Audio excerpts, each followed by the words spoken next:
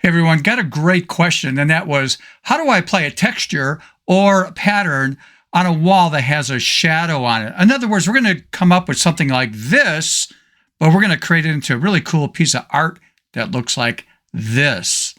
Are we ready for this? Let's do it.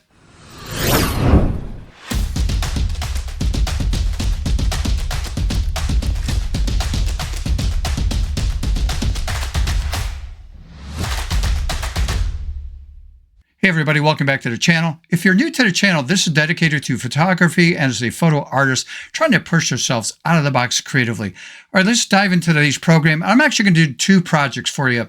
One is, say, a lifestyle shot, and the big question was, how do I apply a texture to a background that has a shadow on it, and I want the shadow to show and look realistic. So I'm going to do that, plus my second project will be with a pattern instead of texture, and it'll be somebody that was leaning against the walls. We'll say a portrait against the wall, and we had a nice, a bright light on them, and it cast a shadow across that wall, and we want that shadow to show through. So let's dive into Photoshop right now and get started. So let's start with the very first project. Are you ready? Let's do it. All right, let's just get started with our first project. So here in Photoshop, I'm going to double click on my workspace to get the open dialog box, and I'm going to select this image. I'm going to hold the control key down or command on a Mac. I'm going to select that one and that texture there. That's just multi-selecting these files. I'm going to select open and let all those open up. Now let's reduce the size of this. I'm going to do Control J, Command J on a Mac. Now the question or issue was, how do I create sort of something that looks artistic off maybe a still life like this, but I've got shadows in there and I want the shadows to be in there. So here's how we can do this. I'm going to grab one of the textures, which will be, let's start with this one right here. So I'm going to go over here, just click and drag on the tab that has the image of the houseplant there, and Control T, Command T on a Mac to resize that. I'm going to line this up in the upper left-hand corner there, and then I'm going to hold the Shift key down, and I'm going to come down here to this corner. If I hold the Shift, click and drag, I can make sure it snaps right in there, and then Enter on the keyboard. Now, temporarily, I'm going to hide this for right now, and I'm going to select this, and I need to make a selection of the plant here with the vase, but not the shadow. And I found that if I go to any selection tool here, and I want to make sure that I see in the option bar select subject, but in the drop-down menu, I got to make sure I'm connected to the cloud. You're going to get better results. I find that if I don't do that and I choose for on the device, it tends to want to pick up the shadows, and I don't want to do that. So I'm making sure, again, it's selected cloud there, select subject. Let's see what happens when it renders out. Did a perfect job. Beautiful. Now I'm going to go to the very top layer here and activate that. And down here where we apply a mask, I'm going to hold the Alt key down, Option on a Mac.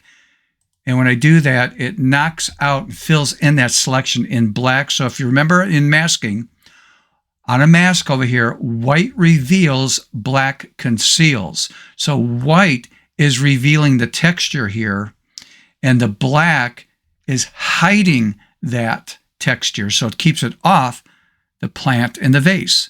Now what I want to do is I don't see the shadow, so that's where we go to our blending modes here. So in the drop-down menu, now because I had a white wall or off-white wall, or even say a light gray or medium gray, you're going to find that these work really well, these sets right here. If you have sort of a medium to darker gray background, you might find that overlay and anything in here will work really nice. But again, the walls were really light, so these aren't working very well. So I'm going to find something there like multiply could work, color burn, no, linear burn, darken. I like linear burn. So again, this is just very subjective. I'm going to choose that right there.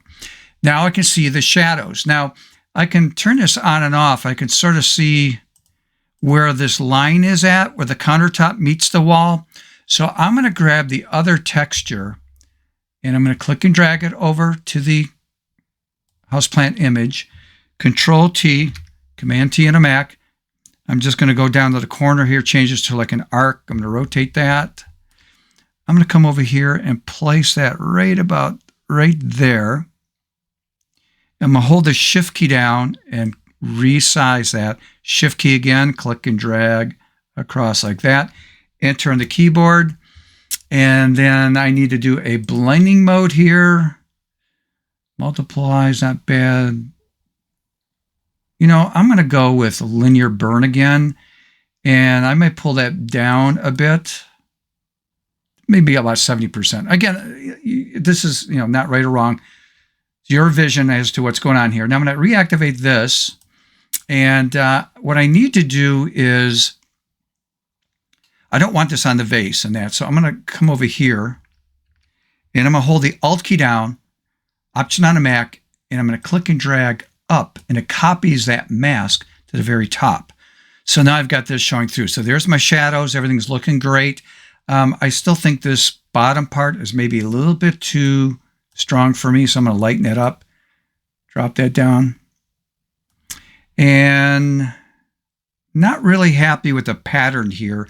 And that's coming from this layer right here. I'm going to turn that on and off so you can see that. Okay, so I'm purposely going to make a mistake. I'm going to select this layer, Control-T, Command-T on a Mac. I'm going to hold that Shift key down, click and drag and pull this up, and oh no, look what happened. So when you do Control-T or Command-T on a Mac to do the free transform, and I'm resizing this or reshaping it, you're also reshaping and sizing the mask. So I'm going to undo that with Control-Z, Command-Z on a Mac. And what you want to do is come over here to layers and you're going to see a chain link. That means they're linked together.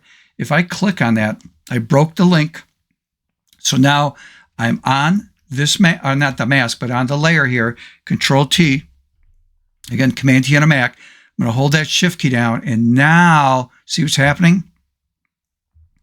Getting different results, and then enter on my keyboard right there.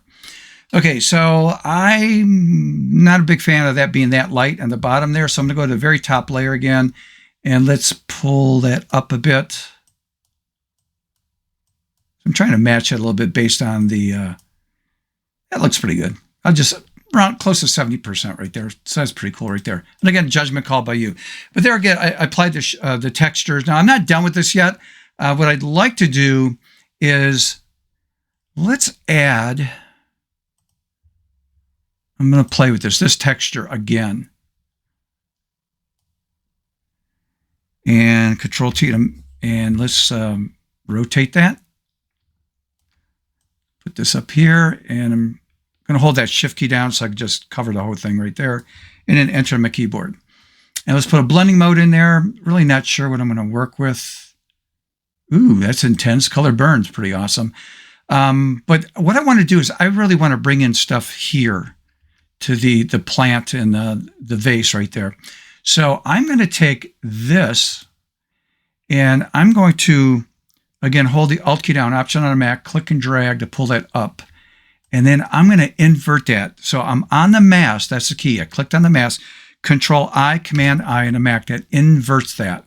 So now if I look at this and I see we got some pretty cool information there. Let's maybe change that to multiply. Yeah, I'll go with linear burn. I'm going to pull that down a bit to get the look that I want.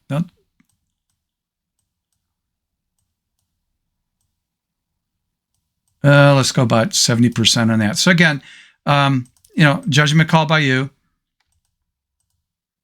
Now I'm just playing. That could be a finished piece of artwork right there, but I'm going to do the visible stamp layer at the very top. So the key is I'm at the very top of my stack.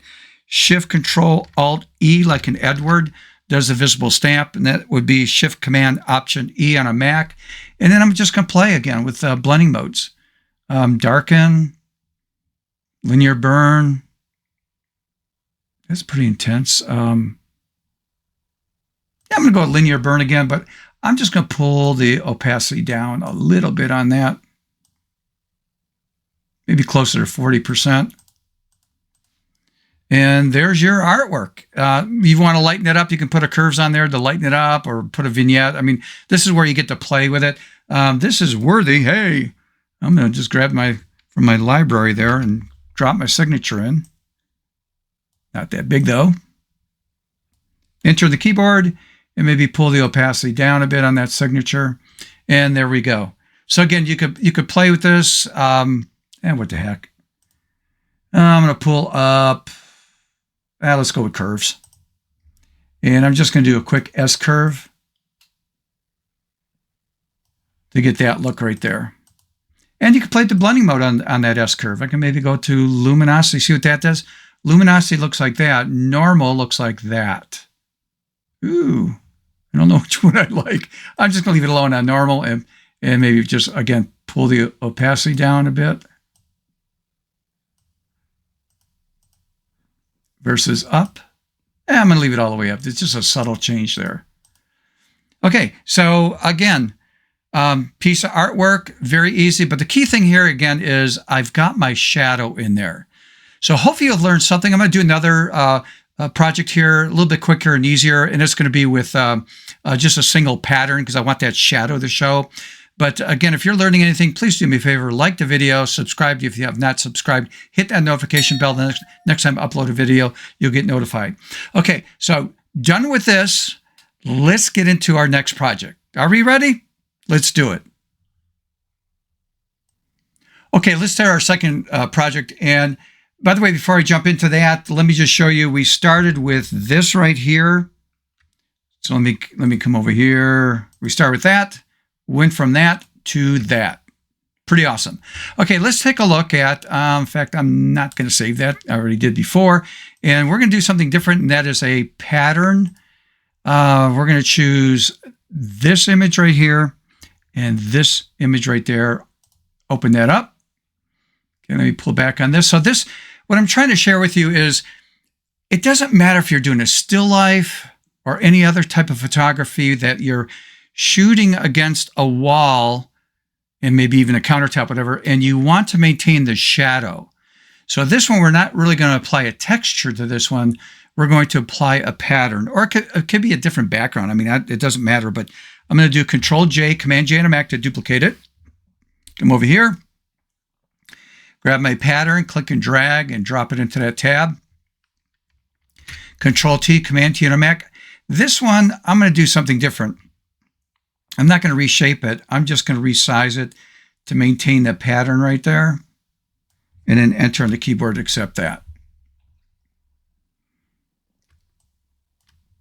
Okay, now that I have that set, let's hide that temporarily. Let's go here and do what I did last time. Make sure I'm on some type of selection tool here in the toolbar because I want to see select subject there. Select that, let it render out. Hopefully it does not pick up the shadow. It did not. Did a good job. I'm going to go to the very top layer, activate that. And again, with the top layer selected, come down here to apply a mask, but I'm going to hold the Alt key down. Again, Option on a Mac. And let's just review this. And that is white reveals, black conceals. So on the mask here, white is revealing the pattern in the background, correct? And then the black is concealing it, so it's keeping it off of her, the subject right there. But I need to see the shadow. So again, drop down menu here and play with whatever looks good. I'm going to go with linear burn right there. Now, with that done, one thing that bothered me, she's too bright based on that, but I love the shadow. The shadow came in great. So I'm going to select this, and I'm going to come to the Oreo cookie dipped in milk here, and let's choose curves. And I'm going to come over here and pull down a bit. Now notice what it's doing. It's affecting everything, but that's fine. I want to knock her down. In fact, you know what? I changed my mind.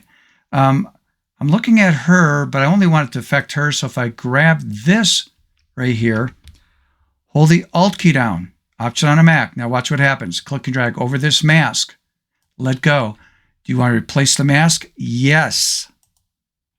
Okay, now I'm going to invert that. So I'm on that, Control-I to invert that. So now when I click here, watch what happens over here.